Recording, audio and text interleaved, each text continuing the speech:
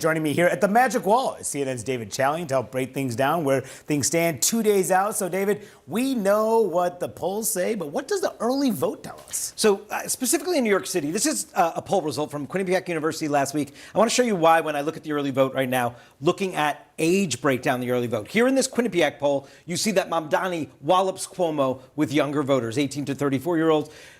Voters above 50, you see that it's a slight Cuomo advantage, a 6-point advantage. So obviously that's a narrow advantage, Manu, but there are a lot more of these voters than there are of these voters, which is what gives the Cuomo world belief that they might have a path here.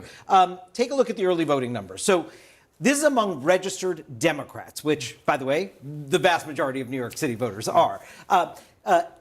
Voters 18 to 29 in the early vote to date, which, by the way, ends today, 16% of the electorate, early voting electorate is 18 to 29. 51% of the early voting electorate is 50 and above. Again, that disparity is what is giving the Cuomo campaign some belief that they're turning out their voters. I will note, over the time of the last week, it has been getting a little younger. This isn't quite as young as the electorate was in the Democratic primary, which catapulted Mamdani's victory, but it is still a far younger electorate than we saw 4 years ago in New York City.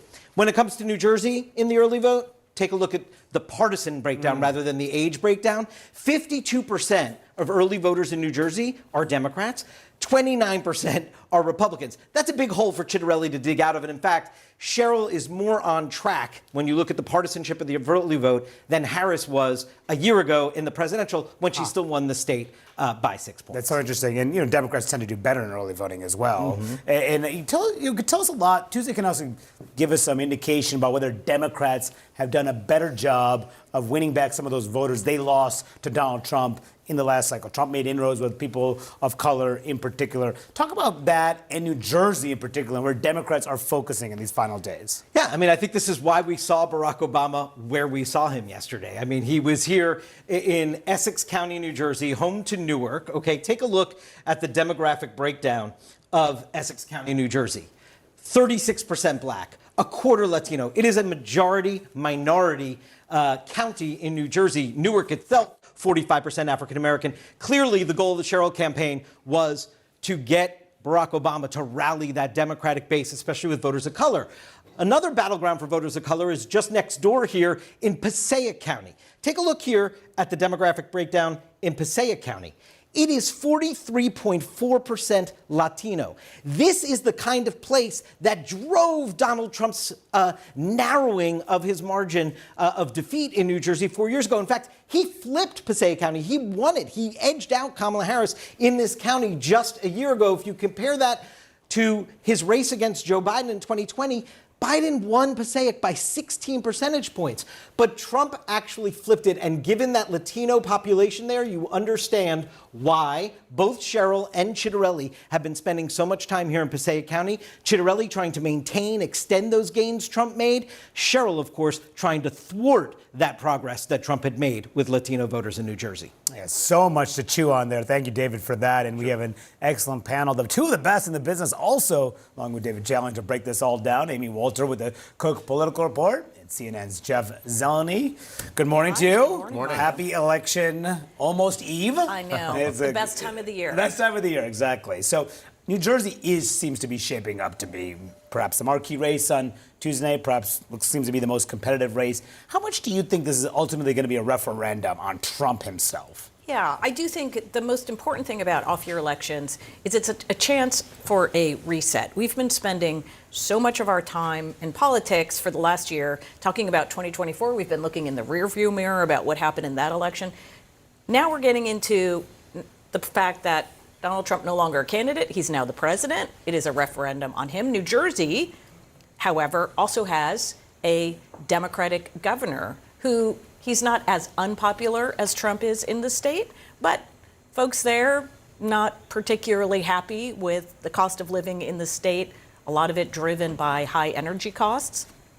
And so the governor, also a little bit more of a drag on the Democrat than you'll see in a place like Virginia that has a Republican governor. But fundamentally, Manu, my overall point is the electorate is going to look different in an off year than it looked in an on year. And it is driven in many ways by how people feel about the sitting president and the policies of that president much more than it was back in 2024 about the theory of Donald Trump. Yeah, and we've seen Jack Ciattarelli, the Republican, he's embracing Donald Trump. Trump has not been on the campaign trail. We've seen Trump endorse Ciattarelli, done teletown rallies, Truth Social posts, and the like. And you look at the polls about the enthusiasm gap that exists. It's pretty stunning. I mean, Ciattarelli supporters have a 62% in this poll, more enthusiastic about voting, very enthusiastic compared to Mikey Sherrill's supporters. That's from just a few days ago. The Democrats believe that Trump is dragging him down. This is what the New Jersey City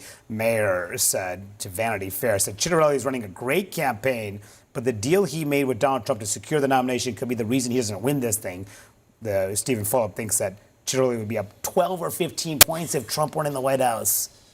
I mean, I don't know about 12 or 15, but I think there is no doubt that, look, both sides are betting on Trump, and Ciattarelli needs those Trump supporters, at least a share of them, to come out. Otherwise, he doesn't have much of a chance. But you're right about the change argument. If every election is a change election, it doesn't quite work as cleanly in New Jersey because Mikey Sherrill is trying to do something, run for governor, that hasn't been done since 1961 in New Jersey, and that is she would be effectively the third term of a Democratic governor's administration. Usually it flips over after 8 years. But look, Passaic County, to David's point, that is going to be the place to watch because it's where Trump made his gains among Latino voters. I was there a couple weeks ago talking to the mayor, and he's a Democrat. He said, we are looking for voters with buyer's remorse. So the question is, are all of those Trump voters going to show up in an off-year election? No, they're not, but some will. And the question is, the immigration policies, those will be on the ballot. The economic policies, the cost of living, that too is on the ballot. And as I've been spending time in Virginia as well, boy, it is a clean change argument there because it is so close to Washington, a stone's throw across the river here. The federal government still shut down. That is weighing very heavy on this. Military families, federal contractors and things. And they are ready for change in Richmond. Of course, it's been governed for 4 years by a Republican. So slightly different in each state, but there's no doubt Trump is hanging heavy over this entire race, as presidents always do in these off-year elections. And we saw that enthusiasm gap really explains one big reason why Democrats were excited to see Barack Obama on the campaign trail in these key states in the final days of obviously the biggest Democratic surrogate there is out there. He very much was attempting to try to nationalize this race and tie it to Donald Trump. Every day, this White House offers up a fresh batch of lawlessness and carelessness and mean-spiritedness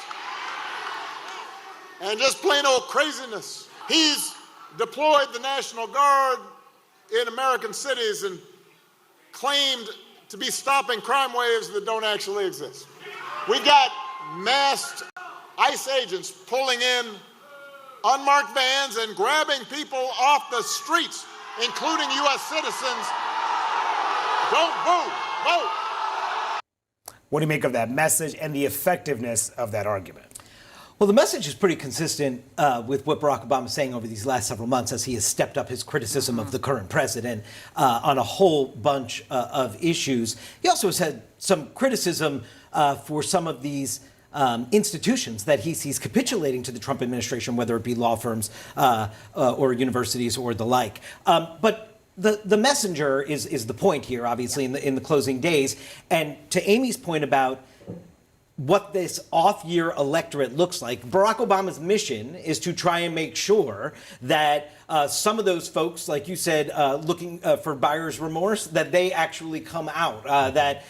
His mission is also to juice turnout among voters of color, where we saw Donald Trump make significant inroads across the board. Now, we should just remember as we're talking about this, all four key elections that we're watching on Tuesday night, the California ballot measure initiative, Virginia, New Jersey, and the New York City mayor's race, this is all on blue turf. This is all on sort of the DNA of these places is more Democratic than Republican. I'm not suggesting that makes this easy for anyone. We know that Democrats have problems, but I think part of Barack Obama's mission is to sort of make sure the natural DNA of these places turns out. And David, I think that is such an important point because, again, what we've been talking about for the last year is Democratic sort of intra-party fighting, the fact that Democrats themselves as party members, not happy with the party, not happy with leadership, feels like it's feckless and rudderless.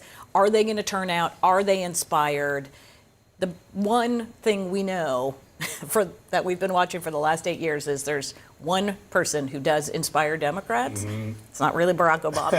It's Donald Trump. And if you look at the candidates in both of the states, that's also so interesting because Yes. Mikey Sherrill in New Jersey and Abigail Spanberger in Virginia, they were part of that blue wave That's back right. in 2018. Manu, you well remember them arriving into the House of Representatives as the Democratic majority makers. Yeah. So will they do it again? Of course, the circumstances are different. The challenges are more in New Jersey. But it is sort of Democrats are looking for a shot in the arm. But this is not going to lead them out of the wilderness or offer a clean path forward because New York, of course, complicates some of those moderate messages.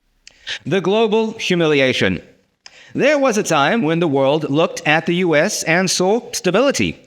Then Trump walked in and turned the briefing room into a circus tent. I remember watching foreign leaders try to hide their disbelief behind polite smiles, the kind you give to a man who thinks the room laughs with him. Every handshake, every summit, every historic deal was all theater. He didn't listen to advisors, he listened to applause. And when the world didn't clap, he took it personally. That's the thing about Trump. Every disagreement feels like betrayal. Every bit of advice sounds like disrespect. He thought leadership meant dominance. He thought diplomacy was a weakness. And in the end, he left the world not fearing America, but pitying it. Allies stopped calling. Enemies stopped pretending. And Trump, he called it victory. He said America was respected again. But respect isn't built on fear, it's built on trust. And nobody trusts a man who treats every friendship like a deal and every deal like a tweet. The world didn't move on because it hated Trump. It moved on because it couldn't afford to wait for him. In the end, Trump will boast that he changed the world. And maybe, in a way, he did, just not how he imagined. He made other nations realize they could survive without America's permission. He made old allies rethink old loyalties. And he made history remember that ego can collapse empires faster than any war. The world didn't stop spinning when Trump withdrew. It started recalibrating. New centers of power emerged. New voices filled the silence he left behind. One day, when future historians write about the fall of American dominance, they'll trace it back to the man who thought the world was a mirror and never noticed when it stopped reflecting him.